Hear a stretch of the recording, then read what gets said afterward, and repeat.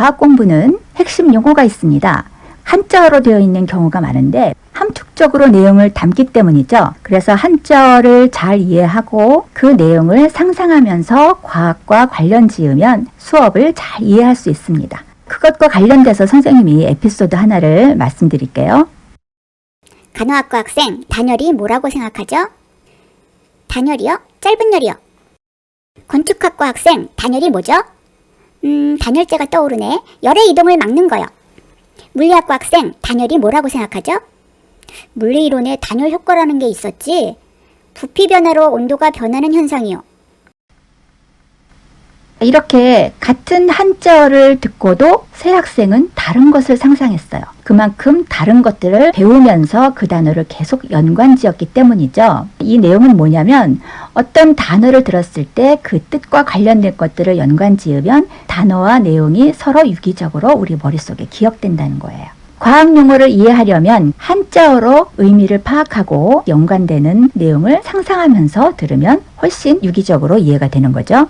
그래서 끝말잇기가 아니고 같은 말 놀이라고 하는데 같은 한자어의 내용을 가진 단어들을 서로 대는 거죠. 오늘은 지금 여기서 바람풍자를 가지고 해보겠어요. 풍선, 풍속, 풍량계, 풍랑, 풍계박산, 풍파, 풍력발전, 점점점.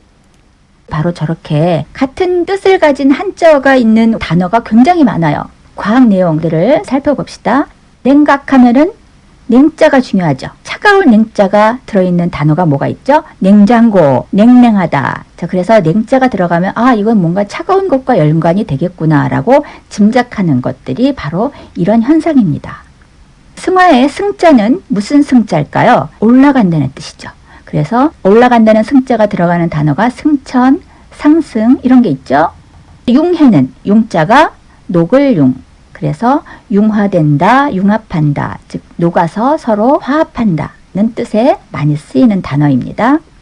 자, 그래서 과학 용어를 잘 이해하면 개념도 잘 이해가 되고 문제풀이도 쉽게 된다라고 할 수 있습니다. 자, 중요한 얘기예요. 물리 시간에는 항상 물체라는 말이 나오고 화학 시간에는 항상 물질이라는 단어를 씁니다. 물리에서는 물체가 움직이는 걸 우리가 공부하는 학문이고 화학은 어떤 물건의 성질을 우리가 연구하는 학문이기 때문에 얘를 움직임을 보느냐 성질을 보느냐에 따라서 지칭하는 단어가 다른 거죠. 지구가 떨어졌죠. 저것도 물건이에요. 자, 물체를 힘을 줘서 움직이게 했다. 물과 만나서 폭탄이 폭발했죠. 자, 열에 의해서 물질이 변했다. 성질이 변했기 때문에 그래서 화학에서는 물질, 성질, 열, 성질이 변한다 뭐 이런 단어들을 많이 쓴다. 이거를 알고 있으면 좋겠습니다. 우리가 이제 배울 과학 용어를 분류를 하면서 볼 건데 화학적 용어인지 물리적 용어인지 우리가 구분하면서 볼게요. 화학 용어는 동그라미로 표현하고 물리 용어는 X로 표현하면서 봅시다. 이동, 뭔가 움직이는 거죠. 물리 용어. 팽창, 이거는 뭔가 늘어나니까 뭔가 움직이는 것 같지만 이거는 속에서 뭔가 변화하는 화학적 용어예요. 상승, 위로 올라간다. 물리 용어겠죠? 방출, 물건이 나가는 게 아니고 눈에 보이지 않게 열이 밖으로 나가는 걸 방출된다라고 얘기해요. 그래서 화학적 용어고 냉각은 아까 봤죠? 차갑게 식었다. 화학적 용어. 하강은 밑으로 내려간다. 물리 용어. 온도가 하강한다 라고 하면 화학적 용어로 쓸 수도 있지만 우린 지금 움직임이냐 성질의 변화냐 요것만 우리가 크게 보고 갑시다.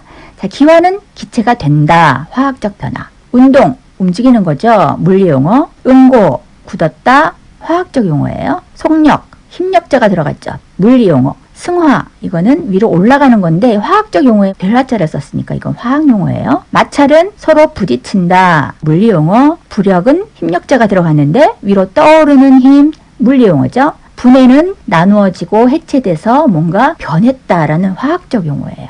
청력은 힘력자가 있는데 이거는 밀어낸다는 뜻이라서 물리 용어. 낙하는 밑으로 떨어진다. 물리 용어. 정지는 움직이던 것이 섰다. 그래서 물리 용어. 가열은 열을 더했다라는 화학적 용어입니다. 자, 이렇게 우리가 배울 단어, 과학 용어를 선생님이 다 뽑아본 거예요. 볼게요. 자, 우리가 배울 물리 용어에는 인력. 이 인자가 끌 인자라서 인력은 서로 끌어당길 때 작용하는 힘을 인력이라고 합니다.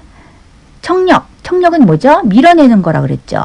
자, 그래서 물리칠 척을 써서 서로 반대 방향에서 미니까 이거는 반대되는 어떤 느낌이 오는 물리적 용어다. 상승, 위로 올라간다. 아래로 상승하는 건 없어요. 자, 이제부터는 화학 용어를 하겠습니다. 자, 물질이란 단어를 꼭 쓴다 그랬죠? 왜? 성질을 우리가 공부하는 거기 때문에. 자, 화학적 용어에 가열, 냉각, 액화, 수증기가 가득 찬 목욕탕에서 나중에 그게 너무나 많아지고 차가워지면 천장에서 물이 맺히면서 떨어집니다. 그게 액화라는 현상이에요. 기화는 반대로 액체가 기체로 되는 거죠. 자, 융해와 응고는 초콜릿을 녹여서 예쁘게 다시 만드는 과정을 보면 우리가 이해하기 쉬워서 초콜릿을 녹이고 다시 예쁘게 틀에다가 넣어서 굳히는 과정을 기억하면 융해와 응고라는 단어를 잘 기억할 수 있습니다. 승화. 자, 승화는 아까 상승은 그냥 올라가는 건데 승화는 올라가면서 변화하는 건데 드라이아이스라는 물질이 바로 저렇게 고체에서 기체 알갱이로 변해요. 그거를 승화 현상이라고 하는데 나중에 배울 건데요. 이 그림도 기억하시고 분자. 분자는 고체 덩어리를 기본으로 이루는 알갱이를 분자라고 합니다. 자, 부피는 우리가 배운 과학 내용에 보통 많이 나오는데 물리나 화학에서 많이 씁니다. 부피라는 거를 잘 모르는 사람이 많기 때문에 마지막으로 썼어요. 같은 풍선에 기체를 많이 넣으면 풍선의 부피가 엄청 커지고 그 다음에 조금 넣으면 풍선 부피가 작아. 그래서 선생님을 들어올릴 수 있느냐 없느냐로 부피의 크기를 표현했습니다.